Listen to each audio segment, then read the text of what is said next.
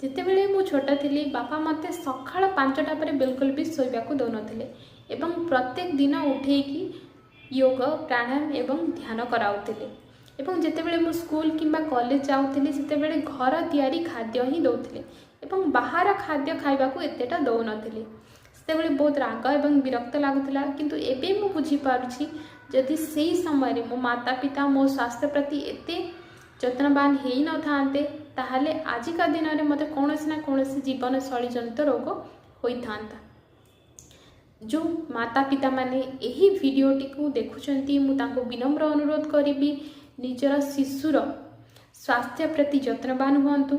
तांकर दैनिक जीवन में योग व्यायाम एवं ध्यान करने प्रेरित करंतु एवं तांकर प्रत्येक खाद्य को पोषक तत्वयुक्त संतुलित आहार रखंतु जद्वारा से माने संपूर्ण भाव में सुस्थ रहिबे एवं आगकू जाइकी निजर जीवन शैली जनित रोग पाई आपन को दोष देबे नहीं।